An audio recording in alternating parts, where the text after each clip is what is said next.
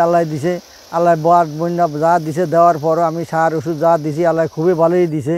এখন বাজার হিসাবে কম, বাজার হিসাবে আমাকেও মনে করেন আমাকেও একটু হয়, আমাদের একটু বাড়ায় বা দেখে দিলে একটু খুব ভালো হয়। বছরের শুরুতে আমরা প্রথম যে জ্বালা বুনছি, জ্বালা বোনার পরে বন্যা হয়েছে, বন্যার পানিতে জ্বালা সব নষ্ট হয়ে গেছে। তারপরে আবার নতুন করে জ্বালা বুনছি, বোনার পরে এই জমিন রোপণ করেছি, তাতে আমাদের অনেক বাম্পার ফলন হয়েছে বছরের শেষে বন্যা না হওয়ার কারণে। ধান আমারও বান বন্যায় কিছু ক্ষয়ক্ষতি হয়েছে, ক্ষয়ক্ষতি হওয়ার পরে এরপর আমরা কোনো কেউ সহযোগিতা পাই নাই, আমরা কোনো কৃষি অফিসারের সহযোগিতা পাই নাই।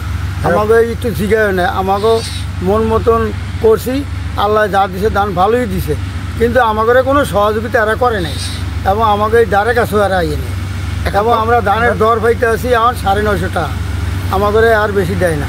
যে খরচটা দিয়েছি আমরা, ধরেন যে বন্যায় প্রথম জ্বালা বুনছি, বোনার পরে বন্যায় গেছি কেনা, যাওয়ার পরে আবার হিরে রয়েছি, রোয়ার পরে মোটামুটি যা হয়েছে আবার হিরে হোক, হাঁসের মূল্য বেশি, এবার এই ধানের দাম কম, বদলার দাম বেশি, এতে মোটামুটি আছি আর কি, কোনো রকম লাভও নেই লসও নেই। বেতাল ওষুধের কারণে ধান নিয়ম হয়েছে, বুঝছেন। এরপর এই ওষুধ আমি পাল্টে দিতে কইছি, কয় না পাল্টে দিব না, আমি কিন্তু ওষুধের টাকা দিব না। এরপর অনেক কথা বলছে, টাকা কীভাবে লইতে হয় আমরা দেখুন, বুঝছেন। আমরা কোনো কৃষি কোনো সহযোগিতা পাই না, নিজের সহযোগিতায় ওই আমাকে ধান এই দূর হয়েছে মোটামুটি। আমরা আল্লাহ দিছে, এখন লাখ লাখ শুকুর। এই বন্যা বাদলে অনেক ক্ষয়ক্ষতি হয়েছে, আমরা কোনো সহযোগিতা পাইনি।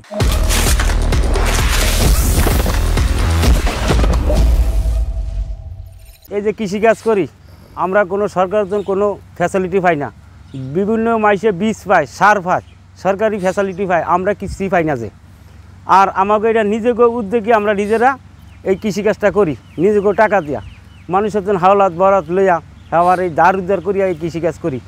অন এই ডিলার দ্বারে যাই রোগের লেগিয়া কই এই ওষুধ দেওয়া দেন, কয় না এইটা নেই এইটা দলবো, আনিয়া দিলে একবারের জায়গায় ওষুধ 3 বার দিই, কোনো গুণগান পাই না আমরা ওষুধের, কোনো গুণগান পাই না।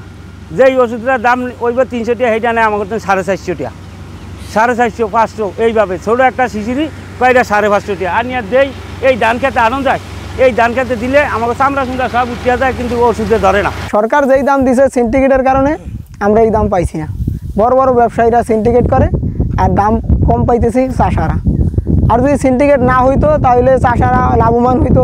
যদি 1333 টাকা 1320 টাকা ধানের মন, সেই জায়গায় আমরা পাইতেছি 950 টাকা, তার মানে 250 টাকা লাইন কম।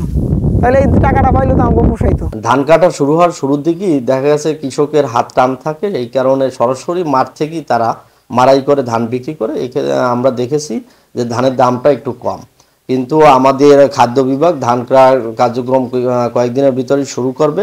যখন খাদ্য বিভাগ ধান ক্রয় শুরু করবে দেখবেন বাজার দর বা বাজারে যে ধানের দামটাও বেড়ে যাবে। আমাদের ভোলা জেলায় 10,938 মেট্রিক টন ধান ক্রয় করা হবে, চালের ক্ষেত্রে 6,123 মেট্রিক টন, যেটার মূল্য ধানের ক্ষেত্রে 33 টাকা প্রতি কেজি এবং চালের ক্ষেত্রে 47 টাকা প্রতি কেজি। যখন খাদ্য বিভাগ ধান ক্রয় বা চাল ক্রয় শুরু করবেন তখন বাজার দরটাও বেড়ে যাবে।